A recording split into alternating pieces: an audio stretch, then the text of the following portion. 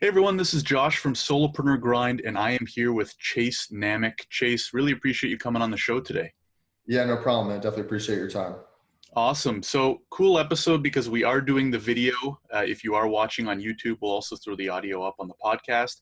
But Chase, for those who don't know much about you or haven't heard much about you, can you just give us a bit of an intro? Who is Chase, kind of what you're working on right now? Yeah, so basically I run an Instagram page, like that's my personal brand, and then I run 15 YouTube channels in which I basically delegate the work. So I run YouTube channels where I have workers making the videos, whether that be, Fortnite top 10s, whether that be videos like most expensive houses, just random types of viral videos. I'll make channels based around those, and then I'll have workers produce the content because that's the hardest part on YouTube is producing the content. So I delegate that portion out, which allows me to scale, because obviously if you're making your own videos on YouTube, you can't scale because there's only so much time in a day to make your own videos. So I delegate that part out. I have workers making the content, and I've managed to scale up to 15 channels, a third of which are profitable, make around $100,000 a month off that. And yeah, that's what I'm mainly focused on right now is just the YouTube channels and then also my Instagram personal brand page. Very cool. And yeah, that's how I found you, was through your Instagram page, which you put a lot Yeah. of really cool kind of behind the scenes content and look into, which I really enjoy. But obviously you're a young guy. Have you always been entrepreneurial? Kind of when did you get into this YouTube or even business in general? So 3.5 years ago I started, but in terms of getting into business, like I never really ran a serious business. I mean, I guess I was like flipping iPhones and stuff like that. But to be honest, like everyone nowadays calls themselves an entrepreneur. Like they'll buy a pencil and then they'll sell for $1, and then all of a sudden they're an entrepreneur. So I don't even call myself that, just because that word has like a negative, not a negative, but just like a weird connotation to it. So it's like everyone nowadays is an entrepreneur. Right. And I don't consider myself that. At the end of the day, I'm just trying to make money. So I really don't care what you call it. If I'm making a lot of money, you can call it whatever you want, and it is what it is. But the fact of the matter is what I'm just focused on doing right now is just growing my business and how I started, if that's what you're asking. Yeah, I was like buying and flipping iPhones, just doing a bunch of, small business, if you want to call it that, not making a lot of money. I was selling on eBay, buying and flipping iPhones. I did Shopify, but all of those things that I did, I didn't really succeed with. Like I made a little bit of money and I definitely learned from them. Um, but yeah, definitely a lot of the skills that I learned from those did translate over to YouTube. So yeah, I mean, I guess you could say I had some type of like entrepreneurial spirit, if you want to call it that, but yeah. Right. And so at what point did you make the switch? You said you were trying all these other things, the Shopify, the flipping phones, all this stuff. I mean, that's just part of the journey, right? You talk to any entrepreneur, solopreneur, they're going to have tried other things, failed at other things, learned in other things. When was it that you started with YouTube, and why? Like, what was it that interested you about it so much? Yeah, so I started 3.5 years ago, and it was, I mean, probably closer to 4 years now, but predominantly because like I saw people making money on it. It seemed like a relatively easy way to make money. Obviously, it's not easy by any means, but at the time I was more naive and I thought it was easier.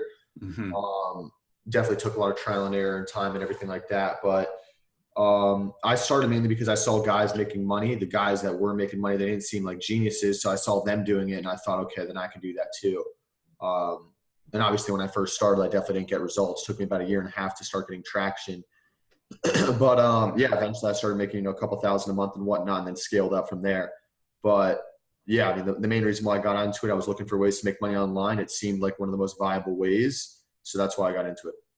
Right. And can you talk a bit about those first 6 months when you got started? You said it took about a year and a half to really get traction, but what were you doing at the beginning, and how were you even learning about what to try? Were you watching YouTube videos? Were you, reading books? Were you just emulating the other channels and stuff like that? Yes. So I was sort of, I mean, at the time I was doing like Call of Duty content. So I don't know if you know what that is. It's like a popular video Hmm. game, but I was just doing like random Call of Duty videos, and I was just looking at, what was working, what wasn't for other channels, and sort of replicating. Um, and I didn't get much success with that by any means, but I learned a lot like from doing those Call of Duty videos about like titles, descriptions, tags, like how the whole system works and everything like that. Um, and then that helped translate over to the content that I'm doing nowadays.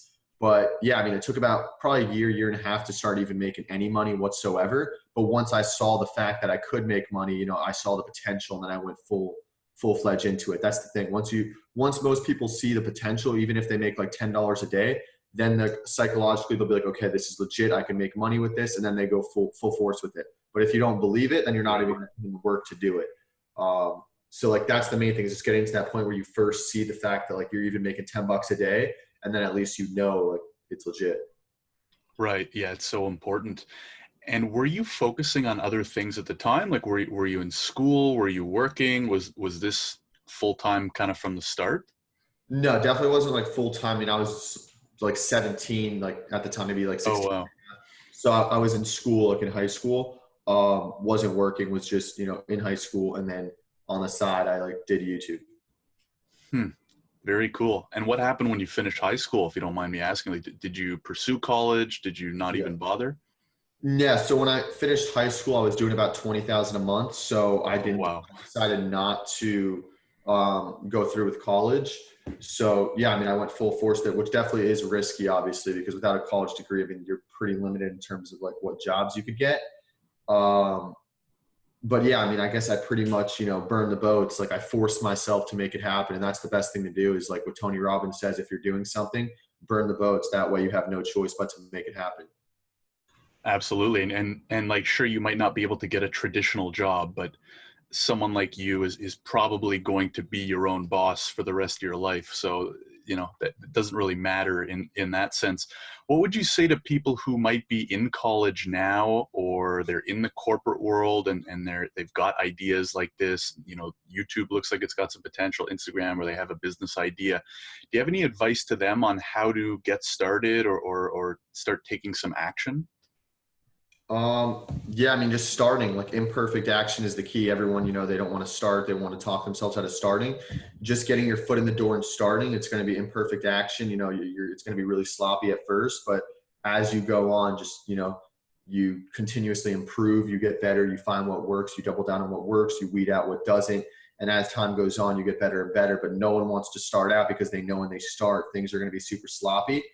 And it's just going to it's just going to basically be, lower their confidence. And that's the problem, right? When people start, is they just, they want instant results. They don't want to put in the work over the long term to delay the gratification, which in the beginning, like I said, it's going to be very sloppy. You're not going to get results. Things are not going to go as planned.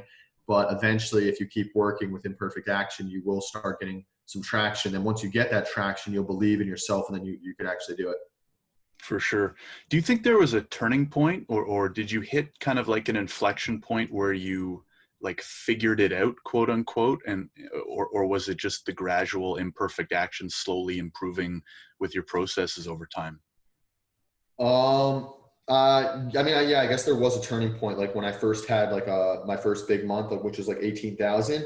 Like once I saw that, then I was like, okay, like this is definitely, there's a lot of money to be made. And like, then I really went full force with it. But in terms of, what was the other question?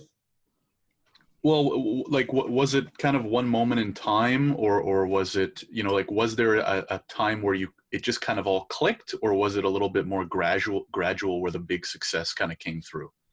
Yeah, I think it was definitely more gradual. If I had to say, I don't think there was like a moment where it clicked. Um, I mean, now based on the fact that like I've managed to get multiple channels going, there is, I guess you could say it clicked, because the skills I learned applied to like all the channels and applied to starting new channels and everything like that.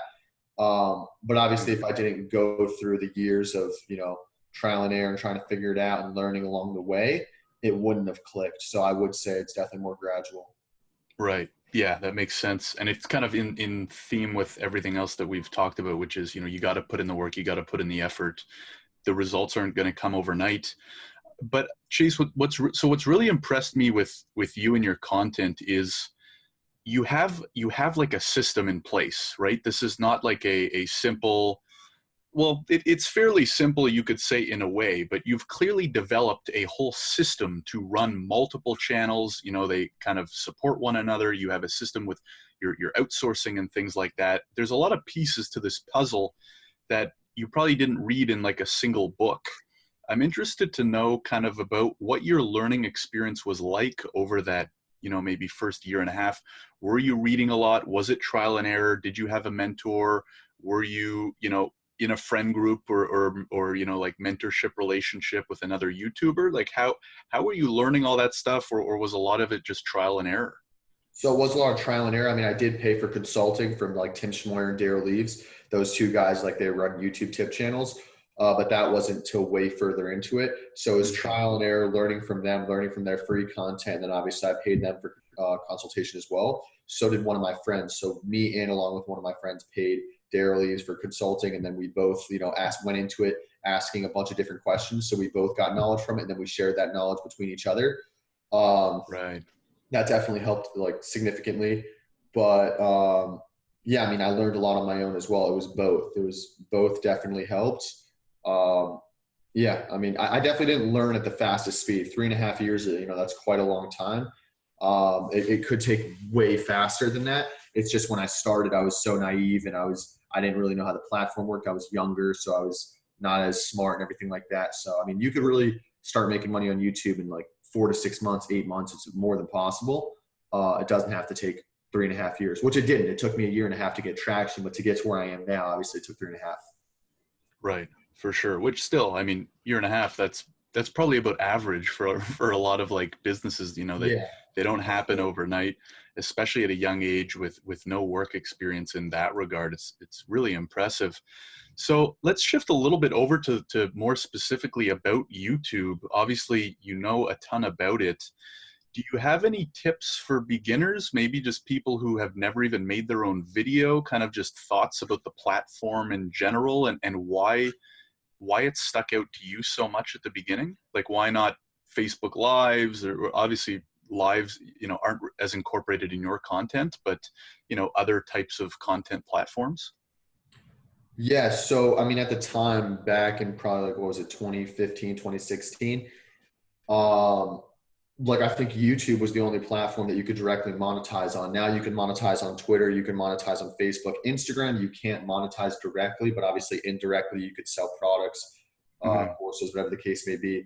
But YouTube was the only platform that you could directly monetize on, and that seemed to be the easiest route. So that's why I went with YouTube. Was just the fact that it was just much less barrier to entry to actually monetize. Right, makes sense. And what was your approach at the beginning? Were you making everything start to finish yourself? Were you outsourcing fairly early on, or was that kind of a gradual development as well?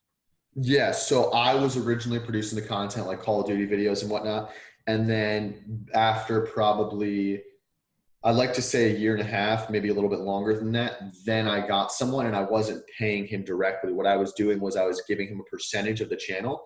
So I gave him 30% in the channel and he was working for that 30% and the channel ended up taking off and he made his money from that. And I used the money off of that channel to then start a bunch of others.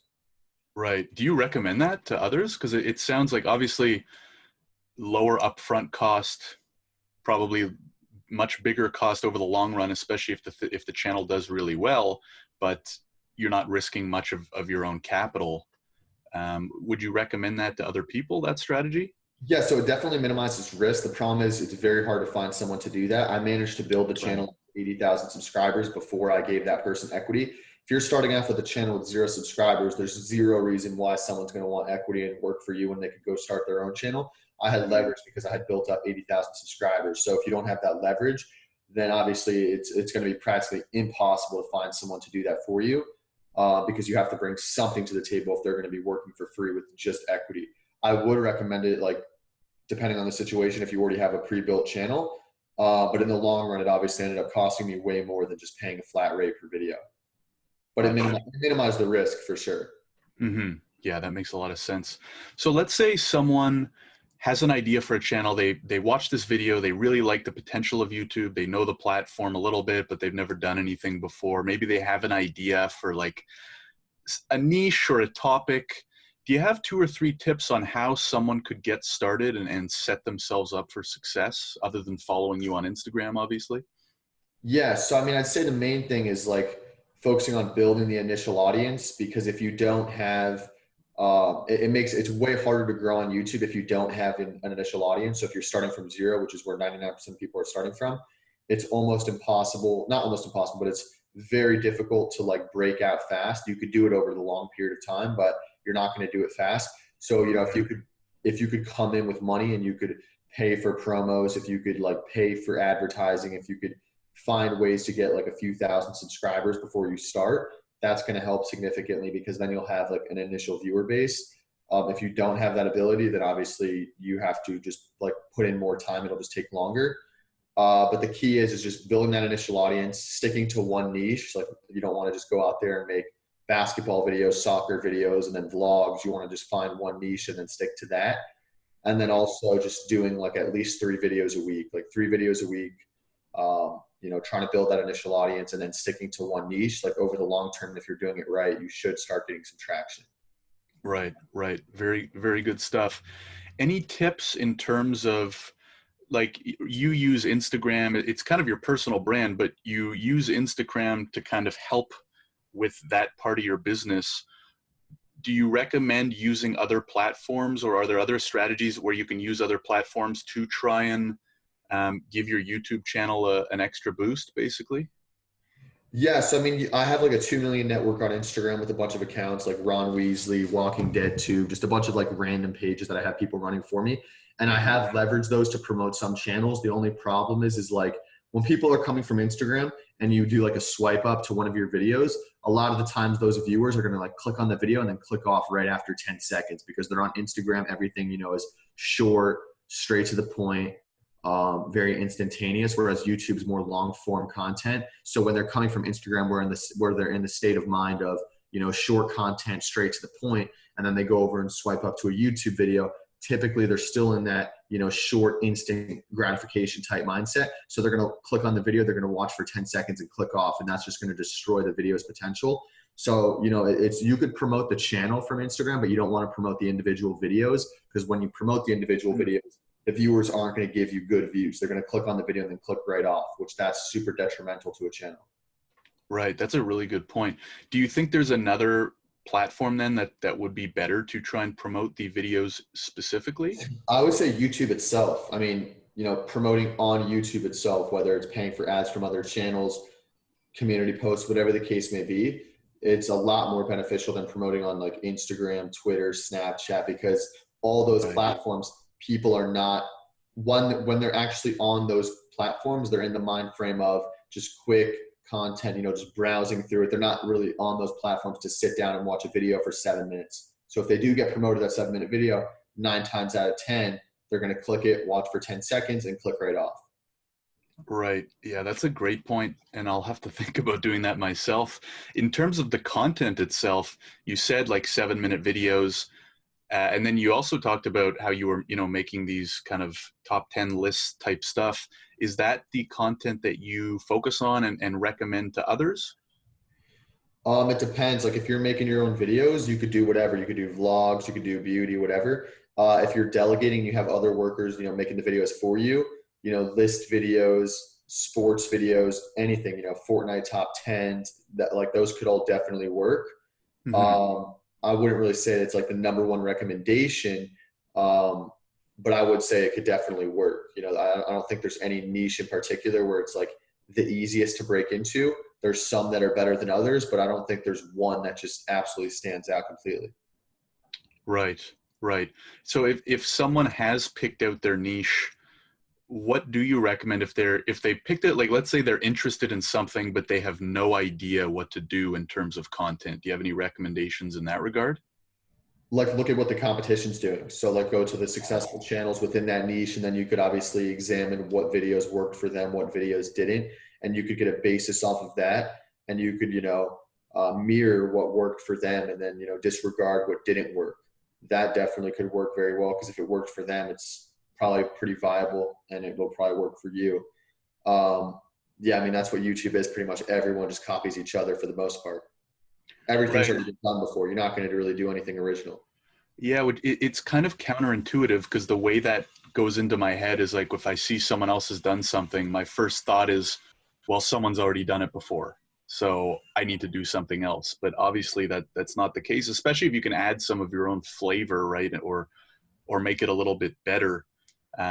So I guess what I'm almost saying to myself and to others is don't let that be a stopper, right? Yeah, for sure. I mean, if someone's it's already done before. If you've thought of it, it's already been done before 9 times out of 10, if not 10 times out of 10, especially on YouTube, considering the fact that there's probably millions of videos uploaded every day. Anything Mm-hmm. you think of has probably already been done. And if you think of something completely out the box, like, you know, unplugging your phone and throwing it off a balcony or some kind of stupid idea like that, like, you probably won't get views because no one's searching for it. So if you do think of something crazy outside of the box, most likely it won't perform because there's a reason why nobody's done it. Right. And so you said you mentioned the 10 times before, and you're wearing the 10x hat. I'm curious to know, other than guys like Grant Cardone, who are the type of people that you follow that you recommend other people follow to, get good content, educate themselves and stuff like that? So like the main people that I watch probably would be, yeah, definitely Grant Cardone. I would say Ty Lopez, Kevin David, um, Dan Henry. Those would be the main guys. Sam Ovens, Dan Henry, Kevin David, Grant Cardone. Like those are definitely the main ones for sure. Just people that are in like similar businesses to me, and then people that are really killing it, like Alex Becker as well. That's another one. I just like look for people who are really like just 10 to 100 steps ahead of me, just because obviously I don't want to get complacent with where I am. So I look at where they're at, and then those are people that I look up to, so I can try to get to where they're at. For sure. Any other suggestions in terms of motivation and getting that kind of confidence? You're at a really good spot right now, but obviously, like you said, you don't want to stay complacent, you want to keep growing. What about people, maybe they're closer to the beginning of their journey or right at the beginning of their journey? Do you have any words of wisdom for how they can get through the grind, or like get ready for those months that it does take to really start growing something great? Yeah, I mean, just like um, cutting out distractions and just focusing on that one thing, like will significantly increase the probability of actually making it something viable. Because obviously, if you're diverting your attention between a job, your side hustle, an iPhone flipping business, and 3 podcasts, you're probably going to have much less likely of a chance of making one of those things click because you're diverting your attention to so many different areas. So just Hmm. focusing on that one thing. I mean, it is much, much, much more difficult to make, your business become something that is lucrative when you're working a regular job, because, you're working crazy hours every day and you're coming home from work and you're tired and you're not in the same mind frame as someone who's just focused on that business. So you Hmm. are at a disadvantage, but that's not to say that you still can't make it work. You're just at a much, much more of a disadvantage, which is just the cold hard truth. Anyone that tells you different is lying, because at the end of the day, if you're competing with someone who's just focused on business and you're working a job 8 hours a day, driving there, driving back, getting home, you're tired, you're fatigued, you're sleep deprived, you have much less of a chance than someone who's just focused on that business. Hmm. But that should just drive you to like work harder and smarter. Right. And I remember I heard an Elon Musk interview where, they were talking about hustle, and like that word gets thrown around a lot. And he was like, at the end of the day, if you're working 40 hours a week on your business and I'm working 80 hours a week on my business, how much more work am I going to have gotten done by the end of the year? Probably a lot more, and probably a lot more results. Yeah, So exactly. that is kind of like a hot topic now, like, grinding and hustling and like working too hard. But at the end of the day, the more work you put in, the more quality work you put in, probably the better the result that you're going to get at the end of the day. Chase, this has been really, really great hearing some really cool insights. Do you have any last words for people who are out there? They're working a 9 to 5. Maybe they don't even know what they want to do. Maybe they're not interested in YouTube. They have some like other ideas, and they just don't really know where to start. What would you recommend to them? Um, in terms of like what they want to do, that's obviously up to them. But I would say just focusing on one thing, cutting out distractions, like cutting out anything that they think could probably decrease the chances of them becoming successful, and just thinking long term, just thinking in 1 to 3 year span, not 1 to 3 month span. That will put you way ahead of the curve. Awesome. Those are wise words. And where can people find you if they want to hear more from you, follow you, Instagram handle, all that good stuff? Yeah, so Instagram's just Chase Namic, and not sure we covered in this episode, but I mean, just for the viewers, what? So Josh, that's your first name, right, Josh? Because it says that in the corner. Yeah. 'Cause I don't know if you want me to call you solopreneur or not, because I know that's your Instagram handle. But Mhm. yeah, so Josh actually did work with me on one of my programs. So I'm curious, like, what were your thoughts on that program, just like for the viewers and everything? Because I do have a lot of people ask, uh, have you had other people work with you? What are their thoughts? So I'm just curious what your thoughts were from going through my one-on-one mentorship program. Yeah, so I mean, you mentioned getting some help for yourself on YouTube, and I've been working on my YouTube as well, and just got to the point where I was like, I need someone who knows this better than me so that I can, you know, get through that learning curve a lot quicker. So I work with Chase. We had the call. I think we spoke for about an hour and a half for the first consult, and it was really good. I think for those who have listened to this full interview will kind of understand that you are a person who is very good at just being succinct and to the point, and like saying things how it is. And I felt like that's how the call went. You shared the document with the point form of like the agenda, what we were going to cover. It all made sense. It flowed. It was quality information, most of which I hadn't thought about before. And, it was an easygoing conversation. You left a lot of room for me to ask my questions, and very, very supportive. So I found that there was a ton of value, and I've been following up. We've been keeping in touch over Instagram, which has been really helpful as well. And I'm excited to hopefully continue growing the channel, and keeping in touch with you and your community, and watching everyone kind of grow together. Yeah, for sure, man. Definitely appreciate it. Like my main focus is, it's like, if you could get a client results, then that client becomes like a lifetime customer. So for me personally, it's like, if I work with someone, they pay me like $1,000, whatever the case may be, that thousand might not change my life. But if that person goes out there, starts making 3, 4, 5 grand a month, whatever the case may be, then that person not only achieves success, which will then result in referrals, but Mhm. also the fact that that person will then become a lifetime customer. Pretty much your Right. Grant Cardone does. He has a value ladder. He sells you a product, you get results, you go buy another product. So a lot of people just focus their business on one-time customers. You really can't make money that way. You either have to be in the referral business or the reorder business, or both. So I know, when I work with someone, I'm going to like really hone in on making sure that person gets results, because then if they get results, that's a lifetime customer for life. So yeah, for sure, man. Definitely was good working with you. And obviously we're still working and everything like that. Exactly. So I highly recommend following Chase at Chase Namic. We'll link to that in the description below. Chase, thanks again for coming on. I really appreciate your time, and looking forward to keeping in touch. Yeah, definitely appreciate your time, man.